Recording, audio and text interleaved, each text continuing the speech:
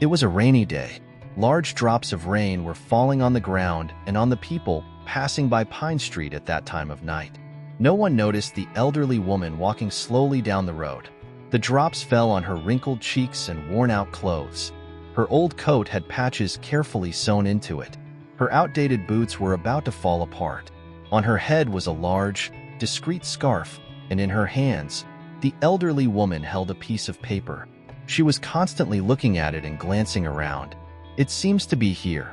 It's the same address." "I finally made it," Olivia sighed with relief. She stopped in front of an upscale bistro.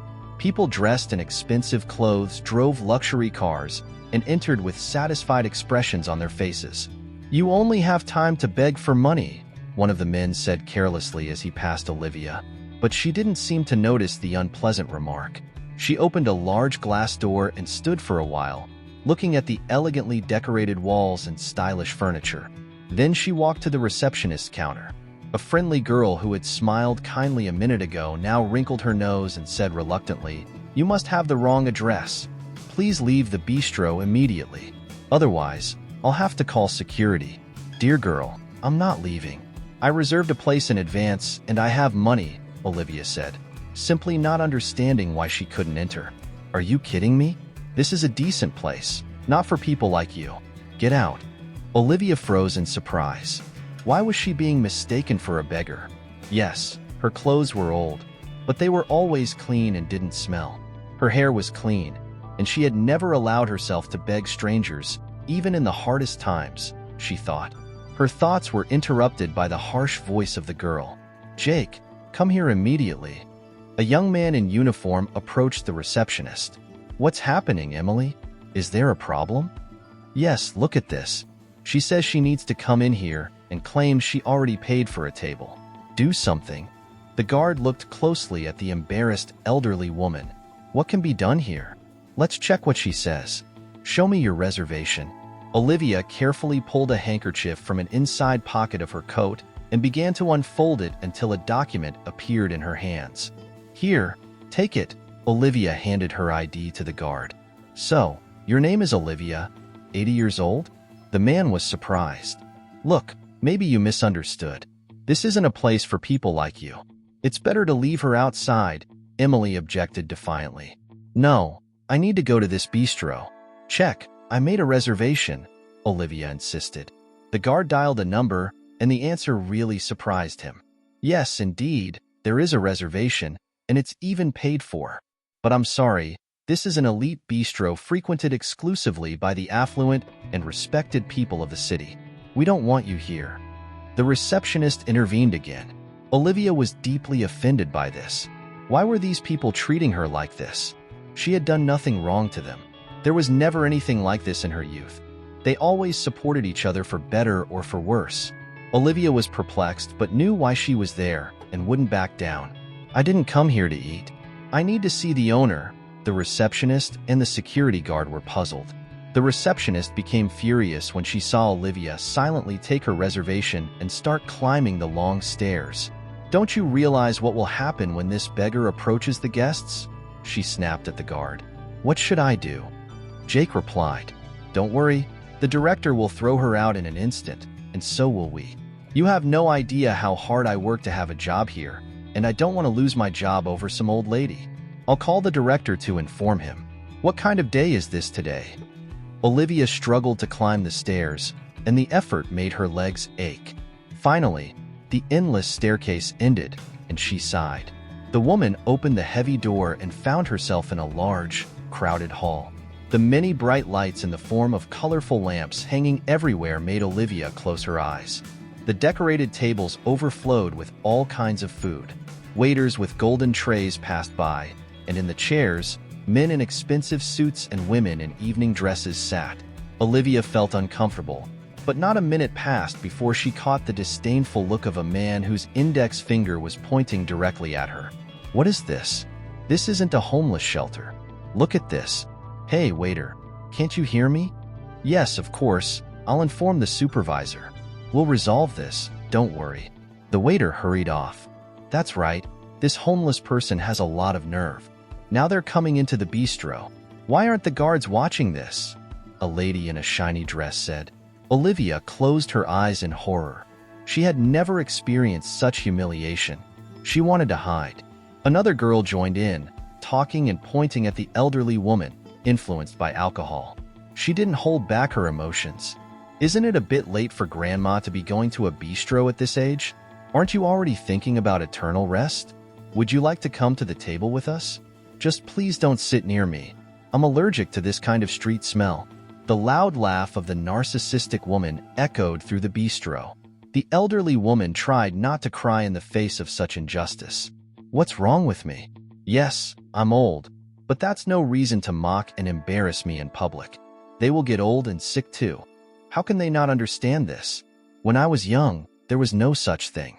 We always respected our elders, no matter how much money they had in their pockets. Olivia thought to herself, but couldn't say anything out loud. Unfortunately, the mockery of the elderly woman continued. Shouts were heard from all sides. I didn't pay this money to see a homeless person. Why should we endure such misery? What is the director doing? I'm going to close this bistro. The waiters hid in corners and whispered among themselves. Many felt sorry for the elderly woman, but no one dared to stand up to the drunk crowd. These people like to come here to have fun and, more importantly, to show off their status. It was prestigious to work in such a place. The owner was generous and paid well. No one wanted to lose such a prestigious position. Only one girl, a waitress, was very upset. She hated to see a woman insulted just because she was old and not wearing expensive clothes. Aren't they human beings? How can you mock an elderly person like this? I'm going to talk to the bistro director right now and tell him what's happening here, she said firmly. You won't achieve anything with that. The director will support the guests anyway because they bring profit to the bistro, and the woman will be thrown out. Nobody wants her here. You haven't even worked here for a week. Maybe you shouldn't take this risk.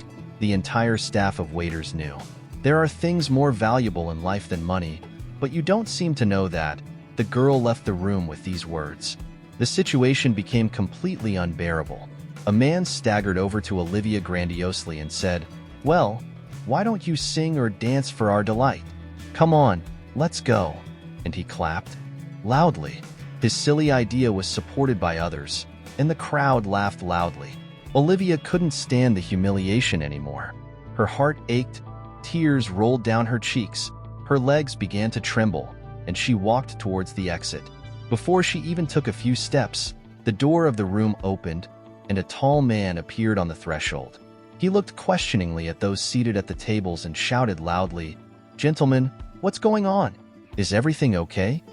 Olivia couldn't take her eyes off the man who had entered, as if she were paralyzed. "Nathan, my dear, you've grown up, matured, and you look so much like your father, the same eyes and chin." Tears welled up in the elderly woman's eyes, but now they were tears of sudden joy so great that for a moment Olivia even forgot the pain and humiliation she had suffered. But the man walked past her. He was more interested in the approval of his regular guests. "Nathan, is everything okay as always, except?" One of the men pointed at Olivia. "Well, why is she here? You have to admit, she doesn't belong here. Yes, get her out of here. Don't embarrass yourself and ruin our night." The rest of the audience supported. "Of course, it's just a misunderstanding, and we'll resolve it now. As compensation, dessert is on the house tonight. No one will disturb your rest anymore, gentlemen. And you, come with me." He turned to Olivia. "He didn't recognize me. Nathan was just a boy back then. So many years have passed, a whole lifetime. He might have forgotten," thought the elderly woman while silently wiping a tear. "Are you listening to me?" Nathan asked again, thinking about how to handle the situation correctly. "Yes, yes," the woman moved, waking up from her memories. Barely closing the door to the hall, the man said, "Hello, my name is Nathan, and I am the director of this bistro. It has come to my attention that the guests behaved inappropriately with you. Forgive them. They simply weren't expecting your presence at all. I will compensate you. I know you paid for the table. You will receive double the amount. Not only can you eat, but you can also buy something for yourself." Nathan, of course, noticed the worn-out clothes of the elderly woman. It was no wonder she was mistaken for a homeless beggar. And what do people like her want? Money. the more the better. But where did she get the money for such an expensive table? Even for a working person, it's pricey. Most importantly, why? Anyway, it doesn't matter, Nathan decided. I don't intend to deal with this stranger any longer. Let me show you the way out. Go down, Nathan said, pointing to the stairs. Olivia couldn't believe what she was hearing. Was this really her Nathan? Yes, now an adult and solid man. But for her, he was still a child, and he was throwing her out. What a shame. The insults and humiliations from the bistro guests were nothing compared to what Nathan said. No, I'm not leaving until I talk to him. He must know the truth, she thought. In her thoughts, she didn't notice when Nathan had already pulled out his wallet and was counting money. Here, take it. It's all I can do for you. At that moment, it seemed that the woman's heart would break into pieces, but she found the strength to say, Nathan, I won't take the money. Please, let me stay and talk to you. Nathan felt he was losing patience. I have this homeless woman in my room. I don't know how to get rid of her, he thought irritably. He felt he was getting nervous. It wasn't in Nathan's character to waste time on idle talk with complete strangers. Sorry, I'm a very busy man. I don't have time to talk to strangers. Don't get me wrong, the man said. I'm not a stranger. I'm your mother. The woman could hardly hold back her tears again. Administrator Emily and security guard Jake exchanged glances. I told you she was inappropriate. You shouldn't have let her in. Nathan didn't believe the woman's words. Look, this is too much. Why are you telling lies? What you're saying is false. My mother died years ago. About the money, it's your right to accept or leave it, but I must ask you to leave the premises. Jake, handle her. After a few moments, Nathan disappeared from sight. What are you doing standing there? Let's go, Jake ordered. The elderly woman could barely stand. She was shocked by Nathan's words. The security guard closed the door behind her. The exhausted woman sat on a nearby bench and cried. It was dark outside. Everything was ruined. She had saved for so long from her small pension to pay for a place in the bistro where her son worked. Finally, the long-awaited day arrived. In the morning, Olivia imagined the moment she would see her son, tell him everything, to at least occasionally see him while she was still alive. In her excitement, the woman didn't even notice the unpleasant wind that had risen in the evening. Her hands were freezing, and her old gloves were gone. Maybe she had lost them, but what did it matter now, she thought, shoving her hands into her coat pockets. Suddenly, in one of them, she found an envelope. How could I forget? There's a baby photo of Nathan in this envelope. He's 6 years old here. He must remember himself then. He'll listen to me, the poor woman exclaimed. After the humiliation and insults she had suffered, she didn't tell the most important thing to her son.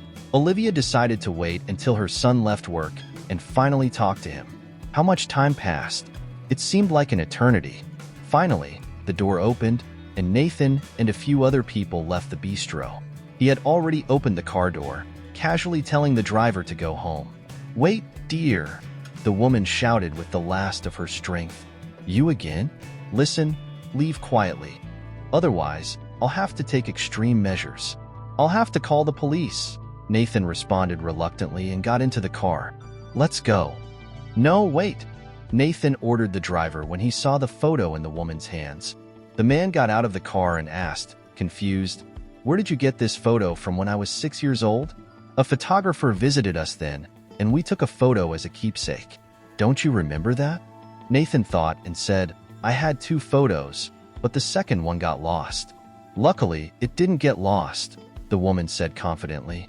Nathan knows this photo was with him in the orphanage, then with the family that adopted him, and now it's in an old photo album. But how? They told me my mother died of a heart attack. Nathan wondered but found no answer. Hey, you're completely frozen. Come on, I'll buy you a tea, and we'll talk, Nathan suggested. The woman agreed happily. Olivia was happy to finally be talking to her son. But if the woman's heart was calm, something strange was happening in Nathan's soul. Emotions overwhelmed him. Mixed feelings of hatred and joy for finding his mother and hatred for his mother for abandoning him. Nathan was lucky to have an adoptive family. His adoptive parents gave him everything, a home, a good education, and upbringing. but they were very strict in their demands. Nathan missed the love of parents. Things could have been different with his biological mother. They could have been, but they weren't. Why did you abandon me, and now you're suddenly trying to find me? It's too late to change anything, he said. Son, listen to me. I'll tell you everything. Just please don't interrupt. I was born into a large family. My mother had 7 children. I was the oldest. My father died. My younger siblings grew up, created their own families, and moved out. I stayed in my parents' house without a husband, without children, without a stable family. This pleased my mother, and I suffered for living my life for nothing. But one day, everything changed. Thomas came to town, and I fell in love with him immediately. My mother reluctantly accepted him. She had nowhere else to go. But my joy didn't last long. Thomas drowned. It was very painful for me. I was dying of grief. But the problems didn't end there. My mother died of a heart attack, and I was left alone. It seemed that life had no more meaning. But then I received good news about you, my son. I found out I was pregnant. You were the best thing that ever happened to me. I took care of you, loved you, wanted to be the best caring, loving mother, a gift from fate, the woman said. What are you talking about? Why did you betray me by putting me in an orphanage? You know, I don't remember your care, but I remember very well the terrible years I spent in the orphanage. If you came to ask for forgiveness for that, don't expect me to give it to you. Not even your old age will help, Nathan said with resentment in his voice. The spark in Olivia's soul didn't last long. She had hoped so much that the photos she brought would help improve her relationship with her son, but unfortunately, it didn't. Wait, son. I'll explain everything, the woman began. But Nathan interrupted her abruptly. I don't need your explanations. I don't believe you anyway, the man said. So many years had passed since then, and he was almost 60 years old now, but the memory of his childhood never disappeared. He remembered how every Sunday at the orphanage, he waited for his mother to come and take him home, but it never happened. Instead of his mother, an adoptive family came. Olivia didn't know how to apologize to her son for that. She always remembered the day she took little Nathan to the orphanage. He looked at her with tear-filled eyes and begged her not to leave him in someone else's house. But the woman had no choice. She herself was going to a strange house called a hospital, possibly forever. Son, believe me, I had no other choice. My heart problems started a long time ago. At first, I felt discomfort, then severe pains and attacks. If you only knew how much I blamed myself for not going to the doctors in time. When I finally went, it was too late. The doctor said that only surgery could save me, and the chances of survival were slim. Even if I survived, I would have to spend a lot of time in the hospital. Son, I'm sorry, I was scared. I had no one to leave you with. I begged my siblings to take you in. While I was in the hospital, my relatives visited me, but they all had children and made the excuse that they already had too many mouths to feed. I thought I was handing you over temporarily while I was in the hospital. It ended up being forever. But then a miracle happened. The surgery was successful, and I left the hospital in a month and a half. I went straight to the orphanage to get you, but what I feared most happened. You had already been given to adoptive parents. I begged for the address of that family, but the orphanage director refused. From that moment, life lost all meaning for me. I kept dreaming that one day I would find you, no matter what happened. Today was the best day of all. My dream came true. I saw you. Nathan stared at the woman's face, trying to remember his mother's features, but he couldn't. He had no photos of her, and time had erased her face from his memory. The woman spoke so sincerely about her life that Nathan found himself thinking that her words didn't sound false to him. It might have been a fairy tale, but he believed it. And how did you find me after all these years? Nathan asked. I'll tell you, son. About a year ago, in the park, I met a woman I had worked with a long time ago. Her daughter is the founder of a charity that helps place children in adoptive homes. This probably wasn't the right thing to do, but she did some research about the family that raised you. Then she helped me find you. Son, you are so successful and intelligent. I'm so proud of you, Olivia said. She understood that her son might not be able to forgive her. Betrayal of a mother doesn't disappear, but maybe one day he would be able to understand and forgive her, and that forgiveness would be the best reward she could receive. The prolonged pause was interrupted by Nathan. How are you living now? How is your health? You look. Nathan was confused, not knowing how to say it. Like a homeless person. Many people have told me that today. I lost my parents' house. My sister's children, my nephews, tricked me and took my place. But I have a place to live. I rent a small room. Don't worry about me, son. The important thing is that you're doing well. They didn't realize how much time had passed while they were talking. It was getting dark outside, and it was still raining. Can I take you home? Nathan asked suddenly. Yes, of course, son, the woman agreed. Stop right here. I'm close by, just a few minutes away, Olivia said hastily. Are you sure? Maybe I should accompany you, the man suggested. Don't worry, thank you for listening to me. I will pray for you for the rest of my life. Olivia told the whole truth to Nathan, except for one thing. She was ashamed to say she had lived on the street for a long time. Then a man in the yard where she liked to sit on a bench took pity on her. He was the janitor. He had a small room in the yard where, besides cleaning tools, there was a small sofa and a chair.